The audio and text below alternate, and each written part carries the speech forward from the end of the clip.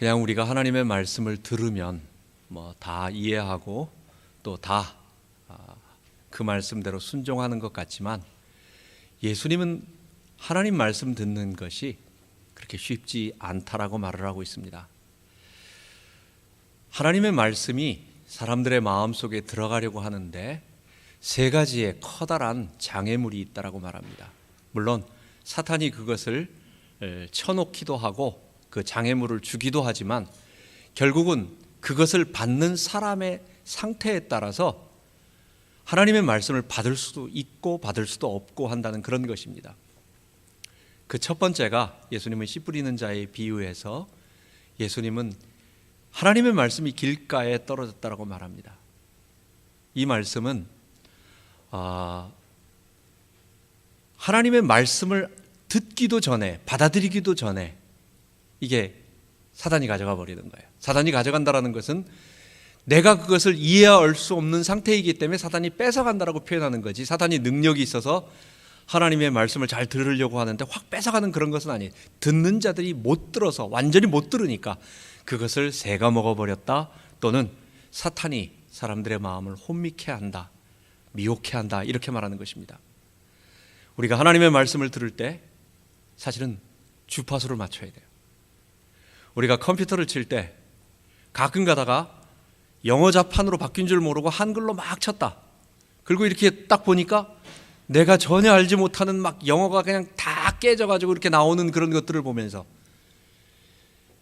주파수를 맞추고 프로토콜을 맞추지 않으면 그 어떤 하나님의 계시의 말씀이, 생명의 말씀이 쏟아져도 안 되는 거예요. 사탄이 우리에게 그 마음을 뺏어가는 우리의 마음 자세가 무엇이 되어야 되느냐?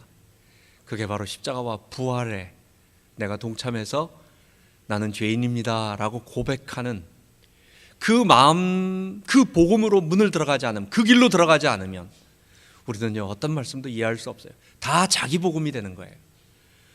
창세기를 읽으면 출세기가 되고, 그리고 성경의 많은 이야기들이 다 자기 뭐 복받고 아니면 무슨 어떤 좋은 자기 편한 위로의 말들로 각자 해석하는 거지, 성경이 말하는 그것을 볼 수 없는 것입니다. 그래서 첫 번째는 우리의 마음 자세, 내가 죄인임을 고백하고 내려오는 것, 십자가에 못 박히는 것, 이게 첫 번째 길가밭, 이것이 안 되면 길가밭이라고 말하는 것입니다. 두 번째는 그 당시 상황하고 조금 연관이 있는데, 환난과 핍박, 이걸로 인해서 두려움다라는 거예요. 그래서 하나님의 말씀을 받고 참 좋지만, 그러나 예수 믿음으로 말미암아 그 당시에 유대인 사회에서 쫓겨나는 거, 왕따 되는 거, 그리고 경제 공동체에서 퇴출되는 이런 여러 가지 것들이, 실제적인 불이익들이 그로 하여금 두렵게 만들어서 이 말씀이 참 좋고 생명의 말씀이지만, 그러나 그 두려움 때문에 못하는 거예요. 우리는 아마 이 첫째하고 둘째는 거의 다 넘어간 사람들인 것 같습니다. 세 번째가 중요합니다. 제가 세 번째 때문에 이 말씀을 하는 것입니다. 바로 가시덩굴밭입니다. 이거는 주의 말씀이 들어가서 자라고 있는데, 어느 정도 자라서 이제 열매를 맺고 성장하려고 하다 보니까 그 위에 가시덩굴이 다 가로막고 있어요. 그래서 더 이상 자라고 열매를 못 얻는 거예요. 예수님은 직접 그 가시덩굴이 뭐냐라고 말할 때 세상의 염려와 재리의 욕심이라고 말했습니다. 제가 지난주에 IRS 그 노티스를 받았습니다. IRS, 미국에 살면은 두 가지를 피할 수 없다라고 말해요. 첫 번째는 죽음이고, 두 번째는 IRS 세금 문제라고 합니다. 제가 몇 년 전에 우리 교회가 그 W2 문제를 전에 하시던 분이 이걸 인수인계가 잘 복잡하게 안 되는 바람에 이게 중간에 비어가지고 3,000불인가를 IRS에서 우리 교회에다 내라고 이렇게 노티스가 왔어요. 그거 때 메꾸느라고 아주 몇 번 편지가 왔다 갔다 하고 상당히 고생을 했습니다. 한 6개월 이상을 굉장히 세무사를 통해서 고생을 했습니다. 또 얼마 전에 어떤 분에게 IRS에서 세금 두들겨 맞았다 해가지고 재조사 들어가서 많이 어려웠다, 몇 배 벌금을 물었다, 뭐 이런 얘기도 또 들었습니다. 제가 편지하면서 우편함에서 IRS 통지서가 딱 나오는 걸 보고 그 집까지 걸어가는 그 순간 동안 별 생각이 다 드는 거예요. 내가 뭐 잘못한 거 있나? 내가 혹시 뭐 또 내가 미스한 거 있나? 왜 이게 왔을까? 상 준다는 생각은 안 나고, 돈 준다는 생각은 안 나고 겁이 나는 거예요, 조금. 그래서 다른 거 다 뭐 이런 쓰레기들은 다 버리고 기도하는 마음으로 열었습니다. 하나님, 제발 어려움이 없도록. 삼열이가 파업사 신청했다고 그 학교에다가 그 자료 보내준다고 그거 알려주는 거예요. 아무것도 아닌 걸 가지고 거기서 우체국에서 집에 가는 동안 별 생각이 다 드는 거예요. 아, 이거 벌금 혹시나 내가 또 그 중에 하나 걸려가지고 맞았으면 어떡하지부터 상 준다는 생각은 안 들고 왜 이렇게 염려가 되는지 모르겠어요. 우리 모두 살아가면서 세상의 염려, 내일에 대한 염려가 우리 속에 가득 차 있습니다.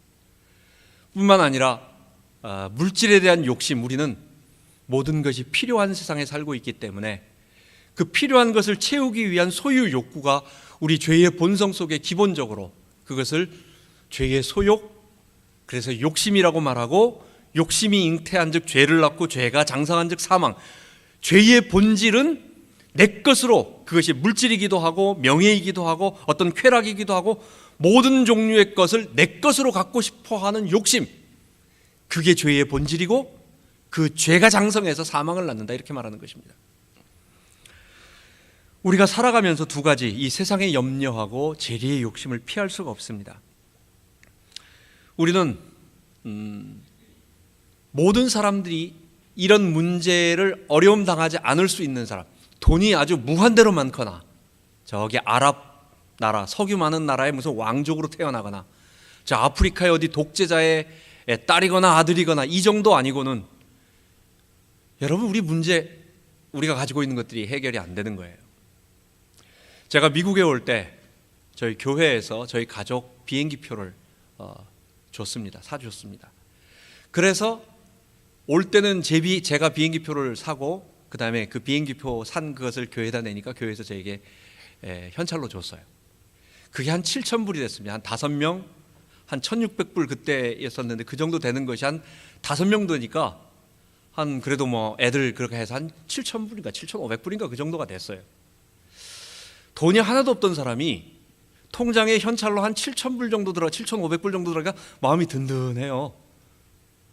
그래서 이거 참 잘 아껴 쓰고 이래야 되겠다고 든든한 마음으로 있는데 석 달 만에 우리 아이가 맹장에 걸렸습니다.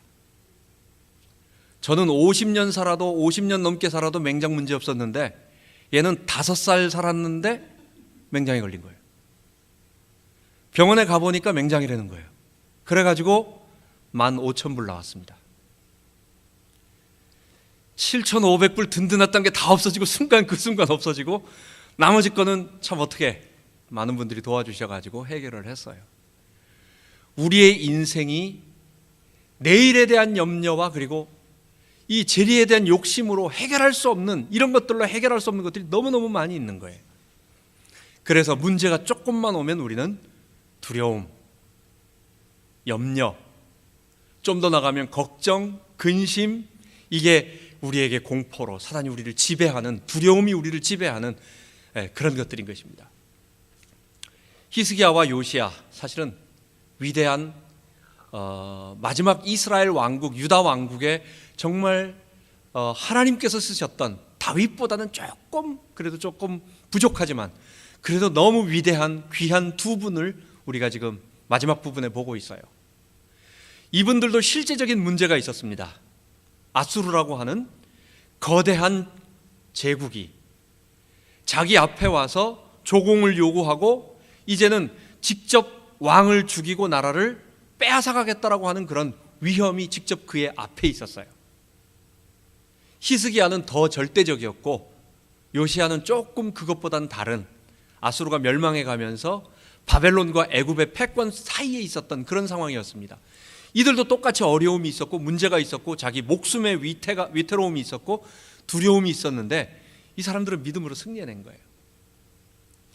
우리가 오늘 그리고 내일, 다음 시간 그리고 그 다음 시간 3번에 걸쳐서 이제 요시야를 보는데, 오늘은 그 요시야가 어떻게 믿음의 사람이 되었는가라고 하는 그 요시야에 관한 믿음에 관한 그것을 첫 번째 보고, 다음 시간에는 요시야가 일으켰던 종교개혁, 히스기야의 종교개혁은 우리가 요시야 때문에 미뤘어요. 거의 둘이 똑같습니다. 종교개혁 내용도 똑같고 한 일도 똑같고, 단지 하나 히스기야하고 요시야하고의 차이는, 히스기야는 아수르가 직접 패권을 차지해서 밖으로 뻗어나갈 수 없었기 때문에 주로 유다 중심의 그런 종교개혁을 했고, 요시야는 아수르의 힘이 약화되어 있고 바벨론은 아직 일어나지 않았기 때문에 범이스라엘, 더 이스라엘 12지파까지 확대해서 북이스라엘을 통일해가지고 함께하는 이런 좀 범위가 크고 넓었다는 차이밖에 없습니다. 둘 다 똑같은 내용을 똑같이 일으킨 종교개혁의 사람들입니다. 그 내용은 다음 주에 보고, 마지막에는 요시야의 실수했던 부분, 마치 히스기야가 교만했던 부분과 함께 요시야도 잘못한 게 하나 있어요. 그 부분을 우리하고 적용하면서 이 세 가지 말씀을 보도록 하겠습니다. 오늘은 첫 번째, 그래서 제가 우리의 삶과 하나님의 주권과 은혜라는 말로 도대체 요시야가 어떻게 해서 이런 믿음의 사람이 되었는가라고 하는, 위대한 하나님의 믿음의 사람이 되었는가를 오늘 말씀을 통해서 보도록 하겠습니다. 첫 번째, 요시야는 다윗의 영광을 회복한 유다 왕국의 마지막 등불이었습니다. 정말 소중한 사람이었습니다. 우리가 잊지 말아야 할 두 사람, 히스기야와 요시야. 여호사밧도 참 개인적으로는 참 좋은 분이고 신앙의 사람이고 깨끗한 사람이고 좋은 분인데, 마지막 벌린 일이 너무 커요. 그거는 잠깐 교만하거나 잠깐 실수한 정도가 아니라 아합과 동맹을 맺어가지고 이세벨의 딸을 결혼을 며느리로 맞아들임으로 말미암아 온 유다에게까지 바알 종교가 가득 차게 만드는, 글쎄 뻔히 아는 사람인데도 왜 그렇게 했을까? 왜 저렇게 좋은 사람이 왜 저런 일을 했을까? 그래서 여호사밧은 조금 저는 이렇게 제외를 합니다. 여러분 잊지 마세요. 히스기야와 요시야, 이 두 사람이 어떻게 믿음의 사람이 되었는가를 오늘 보는 것입니다. 첫 번째, 요시야를 알아보도록 하겠습니다. 요시야는 16살 때 하나님을 의지하고, 그리고 20세 때에 종교개혁을 했으며 26살 때 성전을 보수하다가 율법책을 발견해서 온 이스라엘을 회개 운동을 하며 6월절 절기를 지키고 하나님께로 다시 이스라엘을 돌이키는 그런 위대한 일을 했어요. 여러분, 8살짜리 꼬마가 왕이 되었습니다. 그 아버지와 할아버지를 생각해 보세요. 므낫세와 아몬이라고 하는, 아몬은 2년만 그 할아버지가 했던, 자기의 아버지가 했던, 므낫세가 55년 동안 이스라엘을 엉망으로 만들었던 그 우상들을 그대로 다 받아들이고 2년 동안 그랬어요. 아몬. 그러다가 반역을 당해가지고, 모반을 당해가지고 너무 악하니까 백성들이 죽여버린 거예요. 57년 동안 요시야의 앞쪽에는 이스라엘을 망쳤던 므낫세와 아몬의 그 우상 숭배와 죄악이 있었습니다. 그런데 8살짜리 꼬마가 왕이 되어서 8년 동안은 아무래도 어리니까 남들의 영향을 받았겠죠. 그런데 이제 16살쯤 되니까 그 다음부터는 마음을 다해서 나는 하나님만 섬기겠다라고 하는 자기 스스로의 신앙의 결단을 한 거예요. 그 이전에는 바알 섬기고 우상 섬기면서 하나님을 안 믿었다, 이 얘기가 아니에요. 16살 때부터 하나님을 의지했다라고 하는 말은 내 스스로의 신앙 고백을 함으로 말미암아 내가 다른 사람의 도움을 받지 않고 이제는 내가 정말 하나님만 섬기겠다, 이런 믿음의 결단을 했다라는 거예요. 그리고 20살짜리 청년, 이제 대학교 1학년짜리 이 칼리지 보이가 들어가서 정신없을 그 칼리지 보이가 온 이스라엘의 종교 개혁을, 우상을 타파하고, 오늘 읽은 본문 속에서 그 아버지와 할아버지가 57년 동안 이스라엘을 그 황폐케 했던 그런 우상들을 다 제거하고 불태우고 이런 일들을 하기 시작한 것입니다. 이런 요시야, 한 가지 더 위대한 일은 아까 말씀드린 것처럼 히스기야와는 달리 그는 그 당시에 국제 정세가 그랬어요. 아수르가 완전히 힘을 잃어버린 그 상황이었기 때문에 북쪽에 있는 10지파, 떨어져 나간 10지파까지 다 흡수해서, 그래서 다시 다윗 왕국을 하나로 만든 거예요. 잠시나마. 그래서 온 이스라엘이 다시 하나님의 나라로 돌아오게 하는 일을 이 불과 8살의 왕이 되고 16살에 신앙의 고백을 하고 20세에 종교개혁을 하고 26세에 율법책을 발견해서 성전을 수리하고 했던 이 젊은 왕이 그 일을 해낸 것입니다. 어떻게 이런 일이 가능했냐라고 하는 것입니다. 그래서 요시야는 어떻게 이런 종교개혁을 이뤄낸 믿음의 사람이 되었을까? 저는 첫 번째 그 근거를 요시야는 그에게 하나님의 말씀을 가르쳐준 선지자들이 있었습니다. 우리 지난 시간 히스기야에게는 2명의 선지자, 그 당시에 있었던, 그리고 히스기야를 가장 뒤에서 백업을 해줬던 선지자가 하나 있었어요. 누구였죠? 이사야 선지자. 히스기야에게 이사야가 있다면 바로 요시야에게는 예레미야 선지자가 있는 것입니다. 예레미야 선지자는 이사야 선지자와 함께 앞으로 새 언약 시대가 도래하고, 그리고 이스라엘은 완전히 죄악 가운데 더 이상 안 되기 때문에 뒤쪽에 가면 므낫세의 죄악으로 이스라엘은 더 이상 안 된다. 그러니까 바벨론에 항복해라. 그러나 하나님이 그 이후에 너희를 회복시켜서 이제는 다시 새 언약으로 하나님이 우리 안에 통치하시는 성령으로 통치하셔서 나는 너희 하나님이 되고 너희는 내 백성이 될 거다라고 하는 이런 언약을 선포하는 위대한 선지자였어요. 이 예레미야 선지자가 요시야 왕 때부터 사역을 시작합니다. 예레미야 1장 1절부터 3절에 보면 요시야 왕 13년에 여호와의 말씀이 예레미야에게 임하니라. 아나도 제사장 출신 선지자 예레미야에게 임하니라 그랬습니다. 히스기야의 신앙과 요시야의 신앙과 그리고 요시야의 종교개혁은 이러한 철저한 그 예레미야 선지자의 백업과 또 한 가지가 더 있어요. 더 중요한 것은 바로 스바냐 선지자였습니다. 너희 하나님 여호와가 너희 가운데 계시니 스바냐, 우리 이야기가 있습니다. 그 중요한 구절도 있죠. 이 스바냐 선지자는 스바냐 1장 1절에 보면 뭐라고 처음에 시작하느냐? 히스기야의 현손이요, 히스기야의 4대손이라는 얘기예요. 그 다음에 누구의 아들이요, 누구의 아들이요, 누구의 손자, 이렇게 나아가고 있습니다. 결국은 이 요시야는 누구예요? 히스기야, 므낫세, 아몬, 요시야예요. 그러면 지금 말하는 이 스바냐 선지자는 누구냐? 요시야의 삼촌이 되는 것입니다. 왕족 출신의 선지자입니다. 숙질 관계. 그래서 조카와 삼촌의 관계를 갖다가 작은아버지 이렇게 말할 수 있는, 큰아버지, 작은아버지 이렇게 말하는 그런 관계가, 그래서 좀 더 말한다면 요시야의 아버지와 친아버지든 요시야의 아버지와 그 다음에 스바냐가 친형제이거나 아니면 어머니가 혹시 다르다면 이복 형제일 가능성이, 이복 형제였어요. 스바냐 선지자. 그래서 스바냐 선지자는 무엇을 말했느냐? 그 당시 므낫세로 인하여 타락되어진 그 이스라엘의 것을 보면서 여호와의 날, 주의 날, 하나님의 심판이 있다라고 하는 것을 강력하게 선포한, 하나님께로 돌아오라고 얘기하는 그런 선지자였어요. 그래서 이런 말씀들을 요시야에게 계속 가르치고 회개를 가르치고 하나님께로 돌아오라는 것을 가르침으로 말미암아 스바냐 선지자의 직접적인 영향하에 요시야는 믿음의 사람이 되고 그 아무나 할 수 없었던 종교개혁의 위대한 일을 해낼 수 있는 동력을 얻었던 것입니다. 참 놀라운 것은 잊지 말고 우리 믿음의 선배들, 우리들에게 믿음을 가르쳐줬던 하나님의 사람들을 잊지 말고 오늘의 나는 그냥 있는 것이 아닙니다. 내 위에 있었던, 내 앞서서 나에게 가르침을 주었던 믿음의 사람이 있어요. 그분들에게 고마워하고 또 그분들을 섬기며 또 우리 후대들에게도 우리가 받은 것을 그대로 전달해주는 우리가 되었으면 합니다.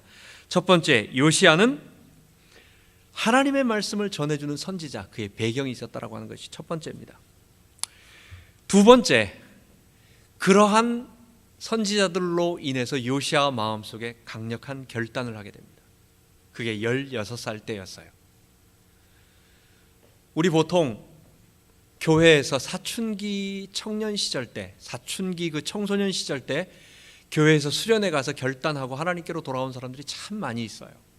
저 스스로도 중학교 2학년 때 교회에서 했던 겨울 수양회에서, 그 이전까지는 그냥 뭐 장난꾸러기, 철부지, 교회에서 자라고 교회에서 태어났지만 교회 사택에서 태어나고 어렸을 때 놀이터가 교회였어요. 우리 옛날의 교회는 마룻바닥이었거든요. 교회가 중간 2층이 있었어요. 저희 아버지가 있었을 때 제가 2층에서 아래로 뛰어내려가지고 마루가 깨졌어요. 아버지한테 혼 무지하게 났어요. 강대상, 옛날에 강대상은 뒤에 이렇게 또 들어가는 데가 있어요. 거기 들어가서 맨날 술래잡겠어요. 헝금바구니는 옛날에 잠자리채 같은 게 있었어요. 그걸로 칼싸움했어요. 우리 애들, 우리 형하고 동생하고. 교회가 내 생활이었고 교회가 내 잘하는 터였고 그랬지만 수련회 아무리 다녀도 깨달음이 없고 별로 재미도 없고 맨날 졸렵고 그랬는데, 어느 날 주께서 나를 부르셔서 내 스스로 예수님을 고백하고 내 하나님이라고 고백하고 예수님이 날 위해 피 흘리셨다는 것이 저절로 믿어지고 고백되어지고, 여러분, 그래서 우리 아이들이 수련회 가는 것, 갔다 와서 아무런 변화가 없는 것 같지만 근데 하나님이 부르실 때가 있기 때문에 우리가 믿음으로 아이들을 보내는 것입니다. 근데 놀라운 것은 요시야도 16살 때 그 스스로 이제 막 청소년이 되어서 어린아이처럼 누구의 도움을 받기 이전에 자기 스스로 한번 판단을 할 수 있을 그때에 하나님의 도움을 체험하게 되고 믿음을 고백하게 되고, 근데 그 뒤에는 뭐가 있었어요? 선지자들이 그들에게 전해줬던 하나님의 말씀이 있는 것입니다. 그 하나님의 말씀의 권위 앞에 엎드리는 것입니다. 그러니까 그 하나님의 말씀이 그에게 힘이 되고 능력이 되니까 그가 사람을 두려워하지 아니하고 그가 아수르의 어떤 공격과 위협에 굴하지 않고 하나님의 일을 할 수 있는 거예요. 지금 하나님의 말씀의 권위를 땅에 떨어뜨린 이런 시대가 되었습니다. 여러분, 갈수록 지금 시대를, 우리 어렸을 때는 선생님이 가르치는 건 뭐든지 맞다, 또 윗사람이 말하는 것은 아무도 고개 못 들고 일단은 맞는 거다라고 기본적으로 생각하는 것이 우리의 가르침이고 배움이었어요. 근데 요즘은 학교에서나 모든 사회 분위기가 다른 사람이 하는 것에 똑같이 동의하면 좀 바보 같은 사람이다, 남들과 다른 너만의 주장을, 너의 진리를 가지고 말할 수 있는 사람이 뛰어난 사람, 아주 그런 사람으로 말, 뭐든지 하나 비틀어 가지고 꽈 가지고 그것을 말할 수 있는 그런 눈을 가진 사람을 더 하는 포스트 모던이라는 거예요. 나의 감정, 진리가 절대적으로 있는 것이 아니라 듣는 사람에게 있다라고 하는 거, 이걸 성경에 그대로 사람들이 적용하고 신학교의 많은 부분들이 그쪽으로 넘어가 버렸습니다. 성경에 하나님은 빼버리고 그 하나님이 어떻게 살아계셔서 지금 이 성경을 주셨다는 것은 한 말씀을 전하기 위한 한 가지 뜻을 전한다라는 의미가 아니라 하나님은 모르겠고 성경에 있는 글자만 남는 거예요. 그럼 뭐가 되는 거예요? 해석하는 사람이 그걸 자기의 마음대로 해석할 수 있는 것입니다. 아무리 뭐라고 말해도 그건 선생님 생각이고 그건 목사님 말씀이고, 아니다, 내가 아무리 생각해도 그건 그런 의미가 아닌 것 같은데 이건데 하나님이 이렇게 말씀하셨다, 성경이 그렇게 말씀했다, 동성애가 죄다, 남색하는 게 죄다, 아닌데, 그거는 그런 의미로 쓰여진 게 아닌데, 이러면서 다 비틀고 성경의 권위를 비틀고, 그래서 성경의 권위를 흔들면 기독교가 그대로 무너지는 것입니다. 사탄은 우리를 흔들기 위해서 예수님이 하나님의 아들이 아니다라고 하는 초대교회에는 삼위일체를 가지고 공격했습니다. 중세 때쯤 가가지고 그것이 아다나시우스와 믿음의 사람에 의해서 다 해결이 되고 이제 이단들이 딱 정리가 되니까 그 다음에는 또 한참 있다가 오직 믿음이다, 믿음으로 구원받는다라는 이 진리를 흐려가지고 그것도 있지만 거기에다가 사람의 행위, 그래도 내가 뭘 행해야 된다. 여러분, 우리가 행위를 말하지 않습니까? 우리도 행위를 말해요. 이따 나중에 말하지만은 그건 하나님의 은혜로 하는 행위입니다. 그런데 캐톨릭이 말하는 행위는 그런 얘기가 아니에요. 하나님의 말씀을 붙잡고 있는 내 손에 이 악력도 필요하다라는 거예요. 내가 붙잡는 그게 필요하다라는 거예요. 그거 놓치면 안 된다라는 거예요. 여러분, 그럼 우리 구원받을 수 없어요. 구원론을 흔들었습니다.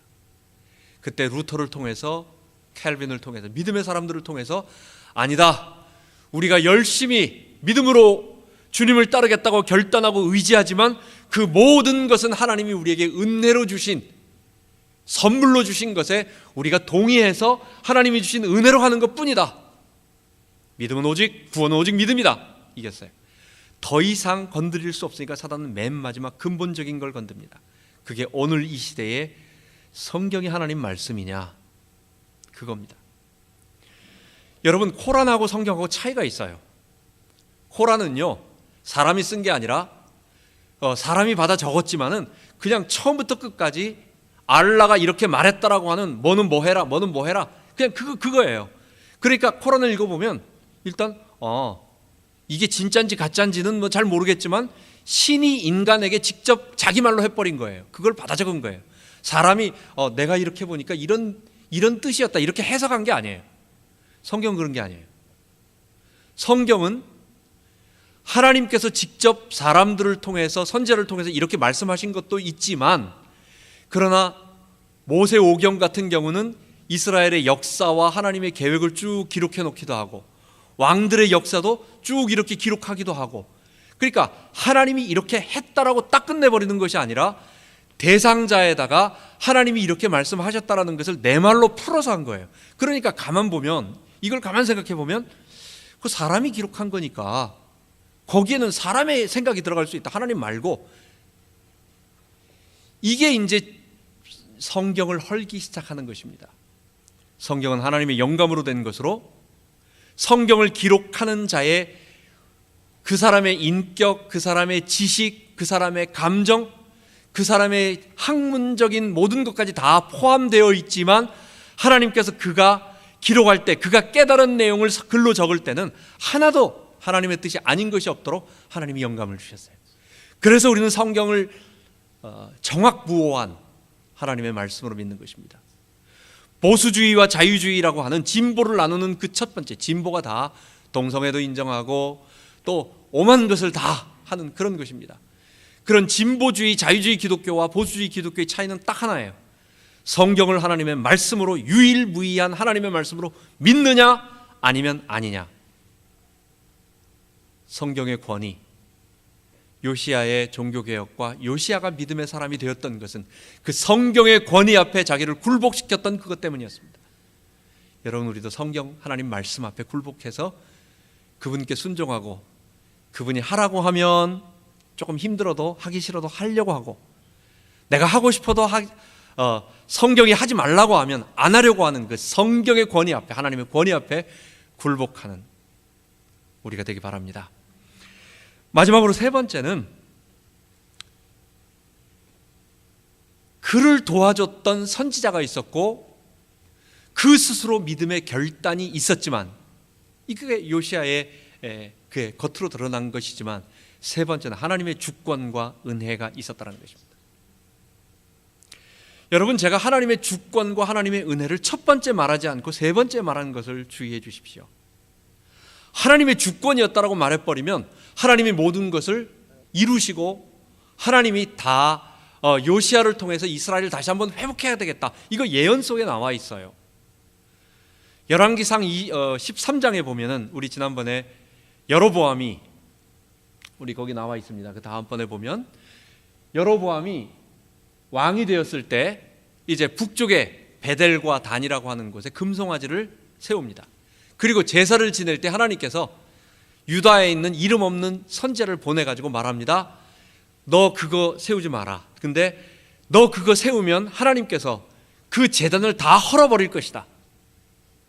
그 제단을 불태워버리고, 그리고 그 위에다가 사람을 죽인 시체가 닿으면 부정하다고 말하는 거예요.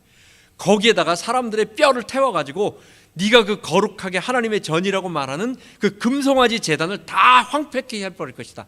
근데 거기에 뭐라고 말하느냐, 요시야라고 하는 다윗 후손 가운데 요시야라고 이름까지 정확하게 말하고 있어요. 이게 300년 전 이야기입니다. 요시아라는 사람은 단순하게 어느 날 갑자기 그냥 내가 오늘부터 예수 잘 믿어야지, 내가 하나님 잘 믿고 잘 섬겨야지라고 하는 그런 것도 있지만, 그것보다 더 큰 것은 이스라엘을 마지막으로 회복시키고자 하시는 하나님의 주권이 있었다라고 하는 것. 요시아가 그냥 요시아 된 것이 아니라 하나님이 그에게 하시고자 하시는 그 일을 위해서 그에게 그러한 마음을 주고 그러한 선자를 붙이고, 일반 사람들 같으면 다 부인하고 거부하고 막 버팅기고 안 할 수도, 요나처럼 도망갈 수도 있는데, 요시아에게 그런 마음이 아니라 다 선지자들의 말, 하나님의 말씀을 다 받아들일 수 있는 그런 마음도 주셔서 그가 순종했다는 거예요. 그게 하나님의 주권입니다. 뿐만 아니라 또 한 가지는 하나님의 은혜입니다. 우리는 이해할 때 하나님의 주권과 은혜라고 이야기할 때에 하나님이 여러분과 저의 삶에 가장 좋은 선한 계획을 가지고 계세요.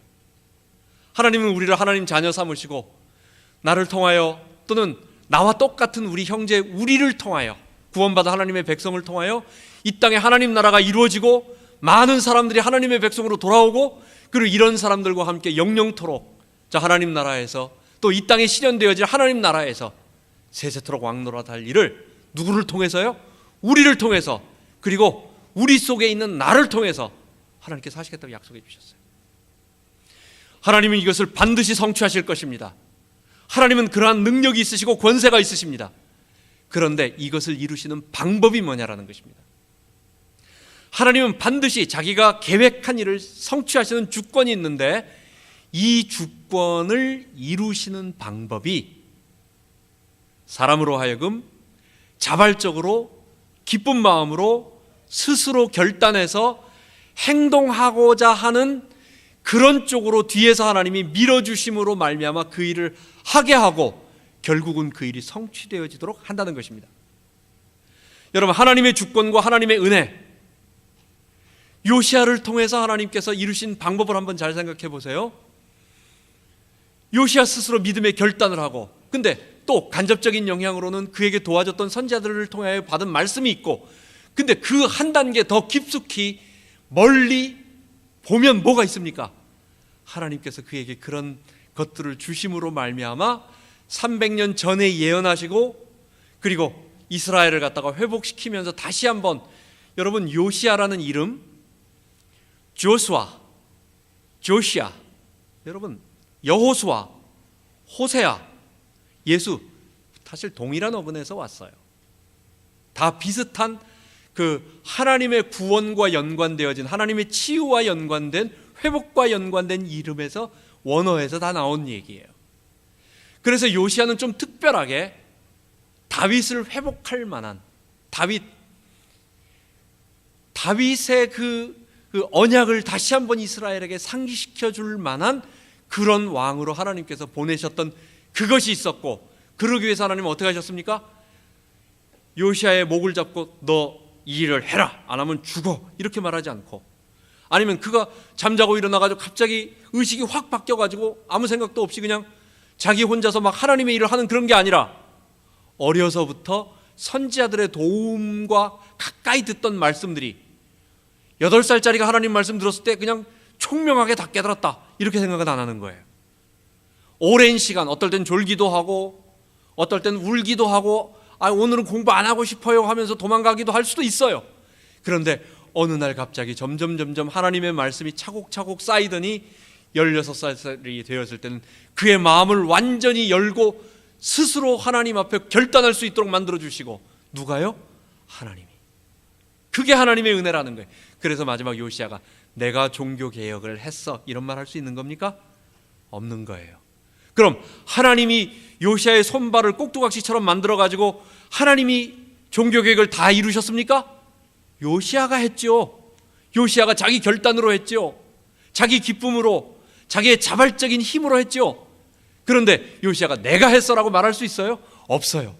하나님이 은혜를 주셔서, 그에게 할 수 있는 은혜를 주셔서, 그에게 말씀도 주시고 힘도 주시고 기쁨도 주시고 사람도 붙여주시고 주변 환경도 다 국제 정세도 만들어 주셔서 그가 그렇게 할 수 있었던 것입니다. 오늘 요시아가 왜 그렇게 요시아가 될 수 있었던가? 그래서 마지막 하나님의 주권과 은혜, 우리가 잊지 말아야 되겠습니다. 자랑할 것이 아무것도 없는 것입니다. 이 말씀을 한번 우리에게 적용해 보도록 하겠습니다. 하나님의 주권은 하나님의 은혜를 통해서 역사하신다. 조금 어려운 말 같지만 여러분과 제 삶에 역사하시는 하나님의 주권과 은혜를 한번 생각해 보자고요. 다시 한번 반복합니다.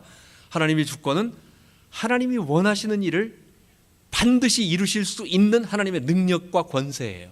그래서 하나님이 내가 이 일을 하겠다 하면 천하에 누가 어떤 일을 해도 결국은 이루어내시는 하나님의 강력한 힘, 권세, 하나님이 하시겠다고 하면 하나님이 계획하신 것은 아무도 막을 수가 없어요. 두 번째, 하나님의 은혜는 뭐냐? 그 하나님의 주권을 이루어 가시는 하나님의 방법이에요. 하나님이 내가 이 일을 이루겠다고 했으면 나는 마음대로 놀고 그냥 아무것도 안 해도 하나님이 그냥 그거는 된다고 했으니까 나는 아무것도 안 해도 그냥 나중에는 돼버린다. 여러분, 그게 아니라는 거예요. 하나님은 나의 자발적인 결단과 나의 행동을 원하세요. 그러기 위해서 뒤에서 계속해서 내게 은혜를 주시면서 내가 할 수 있도록 기쁨을 주시고 자발적인 것을 할 수 있도록 해주세요. 그래서 하나님의 주권적인 나를 통하여 이루시겠다고 한 하나님의 결과, 역사는, 그 계획은 내가 자발적으로 일할 수 있는 그런 마음과 힘을 주시는 하나님의 은혜를 통해서 이루어진다. 그래서 우리의 최선이 필요한 것입니다. 그런데 자랑할 게 아무것도 없어요. 하나님이 하신 거예요. 이 두 가지의 긴장 상태, 이 두 가지의 절묘한 조화가 중요합니다. 사람들은 오직 하나님의 영광, 하나님이 다 하셨다 해가지고, 근데 이게 지나쳐가지고 그것만 강조하다 보니까 우리가 할 수 있는 건 아무것도 없다 해가지고, 근데 여러분, 그게 좋은 것 같지만요, 내가 아무것도 안 하고 하나님 만들어내려고 하나님께 책임을 다 넘겨버리는 그런 거예요. 그게 아니에요. 어떤 사람은 우리가 해야지, 우리가 믿어야지, 분명히 우리가 결단을 해야 돼 말하는데 하나님의 은혜를 말하지 않으니까, 하나님의 주권을 말하지 않으니까 결국은 내 의만 남는 거예요. 바울은 이 두 가지를 얘기하고 있습니다. 여러분과 저를 통해서 이루시고자 하시는 하나님의 것을 생각해 보면서 한번 봅시다. 오늘 여기에 있는 나의 이 모습, 나의 현재 당하고 있는 이 상황, 하나님의 주권과 은혜 속에 들어있다라는 것입니다. 어떨 때 보면, 야, 나는 왜 이렇게 힘들까? 난 참 왜 이렇게 어렵지? 여러분, 제가 개척을 2번 한 거 아세요? 개척을 2번 했습니다. 제가 중학교 3학년 때 우리 아버지가 목사가 됐어요. 물론 초등학교 6학년 때, 제가 초등학교 6학년 때 아버지가 목회를 잠깐 동안 쉬실 수밖에 없는 상황이 됐어요.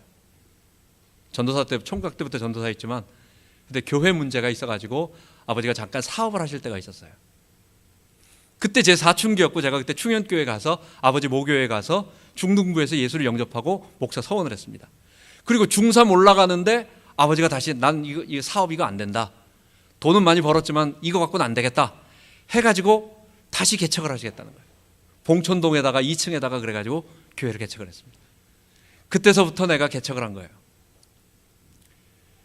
똑같이 목사의, 개척교회 목사의 마음으로 오늘 어떤 분이 안 나왔네 부터 시작해서 그런 마음을 내가 계속 응어리지는 어떤, 하여간 한 사람의 아버지가 설교를 못하면 우리 아버지 설교 참 잘 못하세요. 우리 이게 녹음되면 안 되는데, 어떨 때는 무슨 말 하는지를 모르겠어. 그러니까 성도들이 어떨 때는 졸기도 하고, 뭐 연말이 되면 어떨 때는 목사님 올해는 제가 교사 못하겠습니다, 맨날 이런 소리를 갖다 전화가 와요. 여러분, 그거 안 해봐서 몰라요. 하여간 올해는 집사 안 하겠다, 올해는 뭐 교사 맡기지 말라, 반사 맡기지 말라부터 시작해가지고 하여간 그런 일들이 자꾸 오니까 내가 옆에서 가슴 졸이면서 나도 개척교회 목사한 거예요.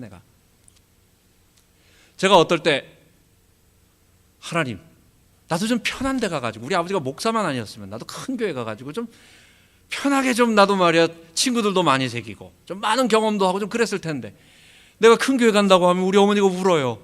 야, 네가 가면 우리 교회 어떻게 되냐. 제 팔자가 이렇게 된 거예요. 여기까지 내 평생 아마 이렇게 되지 않을까. 그래서 나는 왜 이러지? 나는 내 모습 왜 이러지?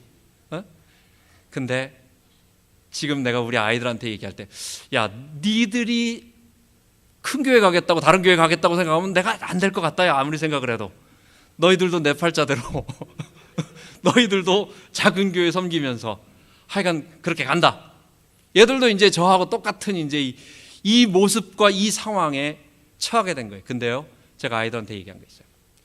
야, 내가 그렇게 내 나름대로 잃어버린 것도 있고 내가 참 그때 하고 싶었던 걸 못한 것도 있지만 내가 이것 때문에 하나님 앞에 손해본 거 하나도 없다. 오늘의 나는 내가 이 구구절절 피 맺히게 내가 예수의 십자가와 예수의 부활과 이 구원의 진리 앞에 몸부림칠 수밖에 없었던 이것은 그때부터 있었던 내가 큰 교회에서 그냥 저절로 모여오는 사람들에게 여러분 나 거기 갖다 놓으면 설교 못할 것 같습니까? 나 잘할 것 같은데요? 나 얼마든지 할 수 있을 것 같은데요? 성경 공부 가르칠 수 있고 나도 구역 모임이나 무슨 뭐 찬양 인도나 뭐 성경 얼마든지 나도 할 수 있을 것 같은데요? 근데 이건 그게 아니에요. 개척교회는 그게 아니에요. 그러니까 딴 게 안 되니까 우리는 오직 복음, 그것 아니면 우리의 존재 이유가 없기 때문에 사나 죽으나 예수의 십자가 그 보혈의 피가 아니고서는 안 되기 때문에. 그래서 내가 아이들에게 좋은 말로 야 너도 목사가 되기 전에 로마서에 너 스스로 고백을 하고 너도 십자가와 부활 체험해라. 돈 많이 준다고 큰 교회 가지 말고 큰 소리로 이거 가지 말라고 딱 하고 너 예수의 십자가 앞에 결단 내서 너 스스로 정말 감격으로 이 복음을 마음껏 전할 수 있을 때 그때 네가 그 다음에는 자유스럽게 되라. 그 전은 우리 교회에서 봉사해라. 제가 그렇게 얘기를 했어요. 내가 당하고 있는 이 모습, 나의 내 나름대로의, 그래서 우리 대학교 다닐 때 기도학생회 모임에서요 동병상련의 모임이라고 있었어요. 동병상련. 그러니까 같은 병을 앓고 있는 사람들이 서로 이렇게 불쌍히 여긴다는 거. 동병상련이잖아요. 목사님 아들 딸들, 개척교회 목사님 아들 딸들이 우리 기도학생회 모임이 많았어요. 그래서 우리끼리 모여가지고 형 힘들지? 야 힘들지? 이러면서 뭐 서로 막 그랬었어요. 거긴 큰 교회 목사님 뭐 아들 딸이라서 뭐 이렇게 뭐 대접받고 이런 게 아니라 다 개척교회 여름 성경학교 때 가서 서로 돌아가면서 도와주고 뭐 이런 그거. 근데 그 아픔이 오늘의 나를 만든 것입니다. 그래서 나는 다시 선택하라고 해도 혹시 하나님이 다시 보낸다고 해도 나는 이 길을 선택할 것입니다. 여러분과 저에게 있어서 아픈 슬픔의 모습이 있다 할지라도 과거에 대해서 하나님이 나에게 가장 좋은 것을 주시기 위해서 이런 부모를 만나게 하시고 또 이런 환경을 통해서 오늘 나를 여기를 만나셨다. 오늘의 내 모습, 내 상황, 우리가 하나님의 주권을 믿잖아요. 그리고 그것을 위해서 앞으로 이끌어 가실 하나님의 도우심, 하나님의 은혜를 믿잖아요. 이게 성경이 우리들에게 말하는 얘기예요. 이게 요시야를 통해서 우리에게 하는 말이에요. 그것을 그대로 믿으세요. 지금 상황에 여러 가지 어려운 일이 있을 수 있습니다. 직장에서 어려운 일이 있을 수 있고 경제 문제에 어려운 일이 있을 수 있고 아하스나 므낫세처럼 거기에 굴복하지 말고 히스기야와 요시야처럼 믿음을 고백하고 내가 죽으면 죽으리라. 아이 뭐 우리 좀 더 일찍 가서 주님 만나면 되는 거 아니냐. 이런 담대한 믿음의 결단을 가지고 주님 섬김에 나가자고요. 하나님이 우리의 삶을 인도하실 것입니다. 이제부터 하나님이 인도하실 미래를 소망하면서 날마다 예수의 주되심과 나의 십자가에 못 박힘을 고백하는 우리 모든 성도 되기 바랍니다. 기도하겠습니다. 하나님 아버지, 오늘 우리의 삶은 하나님의 주권과 하나님의 은혜 속에 있다라는 것을 요시야가, 그 어린 요시야가 믿음의 사람이 되어서 위대한 일을 했던 것을 비춰서 우리가 말씀을 보았습니다. 하나님 우리를 지켜주시고 연약한 우리를 오늘 이 순간까지 기다려주시고 또한 우리를 향한 하나님의 선한 계획, 놀라운 계획이 있을 줄 믿습니다. 조금 늦는 것 같고 조금 뒤처진 것 같아 보이지만 결코 그런 것이 아닌 하나님이 하시고자 하시는 일을 이루실 줄 믿습니다. 십자가에 못 박히고 예수와 함께 살아나는 이 진리와 함께 우리가 소망을 가지고 최선을 다하여 하나님의 주권을 믿으며 하나님의 은혜로 말미암아 힘입어 오늘을 살아갈 수 있도록 인도하여 주옵소서. 우리 주 예수 그리스도 이름으로 기도하옵나이다. 아멘.